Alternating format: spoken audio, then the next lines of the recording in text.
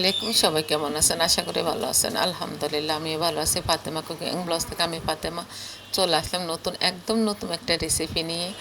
তো এই তো দেখে হয়তো বুঝতেছেন, এখানে আমি মেজারমেন্ট কাপে 2 কাপ গুঁড়ি নিয়েছি, চাউলের গুঁড়ি, একদম শুকনো চাউলের গুঁড়ি নিয়েছি এখানে।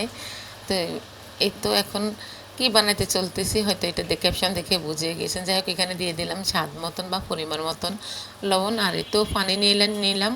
পানিটা এখানে কোনো মেজারমেন্ট দিয়ে আমি মেপে দিচ্ছি না, আমি আন্দাজ করে দিচ্ছি।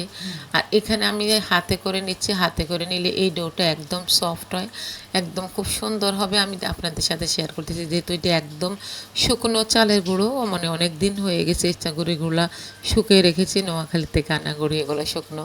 তো যাই হোক, এই তো দেখেন এখানে আমি কিন্তু পানিটা কিন্তু সবটা দিয়ে দিনে, আমি এখানে গ্লাসে এক গ্লাস পানি আমার লাগছে পুরোটা। কিন্তু এই যে দেখেন আমি আস্তে আস্তে দিয়েছি, আর ডোটা কিন্তু আস্তে আস্তে করে নিচ্ছি। কিন্তু এটা কোনো মেপে আমি করি নেই। আর এটাকে যত হাত দিয়ে আপনি কষলেবেন বা মানে এটাকে যত মতে নেবেন, অতই কিন্তু আপনার এই রেসিপিটা অনেক সুন্দর হবে।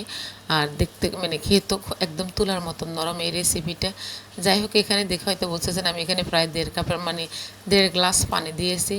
আর এই তো দেখেন একদম মানে ডিম দিয়ে দিলাম 2টা এখনই। আর এটা কিন্তু হাঁসের ডিমও দিই না আমি, এটা ফার্মের মুরগির ডিম, যেটাকে বলা মানে লাল ডিম, যেটা আমরা পাই আর কি কিনতে বাজারে, সেটাই দিয়ে দিচ্ছি আমি। এটা কোনো কিছুই দিই নেই। এতে 2টা ডিম দিয়ে দিলাম। 2টা মেজারমেন্ট কাপে 2 কাপ চাউলের গুঁড়োর সাথে 2টা ডিম দিয়ে দিলাম। আর কাঁটা চামচ দিয়ে ডিমগুলোকে একদম ভালো করে মানে আটার সাথে মিশিয়ে নিচ্ছি আর কি। আপনারা চাইলে হ্যান্ড উইচটা ইউজ করতে পারেন, আমার হাতের কাছে ছিল না, তার জন্য আমি মানে কাঁটা চামচ দিয়ে করে নিচ্ছে, মানে নেড়ে নিচ্ছে আর কি। যাই হোক, একটু ভালো করে আটার সাথে মিলিয়ে মানে মিশিয়ে নিব, নিয়ে 10 মিনিটের জন্য রেস্টে রেখে দেব। আপনাদের হাতে সময় বেশি থাকলে বেশি রাখতে পারেন। আর যদি বলেন যে না 10 মিনিট আপনাদের হাতে সময় নেই, তাও আপনারা কিন্তু মানে কম হলেও 5 মিনিট রাখতে হবে। আমি তো 10 মিনিট রেখেছি, আপনারা 10 মিনিট রাখবেন। এই যে দেখেন ডোটা আমার একটু মানে মোটা হয়ে গিয়েছে। এখন আমি ভালো করে মিশিয়ে নেব। যদি আমার প্রয়োজন মনে করে আমি পানি দিব। আর আপনারা হয়তো দেখে বুঝতে পারতেছেন যে আমি কীরকম করে করতেছি বা কীরকম করে করেছি। আমি এখানে কিন্তু কোনো গরম পানি ইউজ করি নি।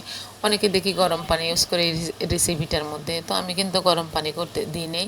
দেখেন আমার এখানে পানির কোনো প্রয়োজন নাই। মাশাআল্লাহ, একদম পারফেক্ট একটা ডো হয়েছে। আর এই রেসিপিটা তো যারা করেছেন তারা জানেন কি এই রেসিপিটা কী করতেছি। আর যারা জানেন না তাদের উদ্দেশ্যে বলে দিচ্ছে, আমাদের নোয়াখালীর ঐতিহ্যবাহী খোলা জালি পিঠা। তো এখন যেহেতু মানে সবার ঘরে মাংস আছে, মাংস দিয়ে এই পিঠাটা খেতে এত মজা। আর নাস্তা হিসেবে মানে নাস্তা রাখতে পারে না অনেকে, গেমই খাবার খেতে ভালো লাগে না, রুটি খেতে ভালো লাগে না।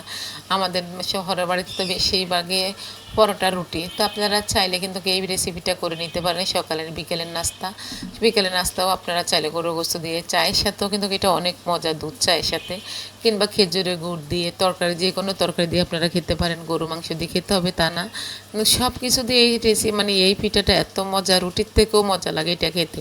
আমি তো বসলে একসাথে 3 থেকে 4টা খেয়ে ফেলি একসাথে। দেখেন আমার পিঠাটা কীরকম হয়েছে, একদম চারদিকে জালি পড়ে গেছে। আমি কিন্তু ননস্টিকের তাওয়ায় দিয়ে নেই, আমি কোনো মাটির পাতিলেও দিই নেই, মানে সাধারণ যে দস্তা মানে তাওয়াগুলো আছে আমাদের, সেই তাওয়ার মধ্যে দিচ্ছি আর উঠাচ্ছি। আপনারা দেখে হয়তো বুঝতে পারতেছেন আমি 10 মিনিট হাতে রেখে একদম হাতে ভালো করে নিছি। আর ডোটা আমি কিভাবে করেছি সেটা আপনারা দেখেছেন।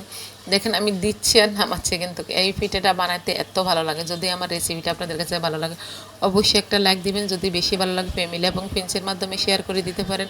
আজ এই পর্যন্তই, সবাই ভালো থাকেন। আল্লাহ হাফেজ, আসসালামু আলাইকুম।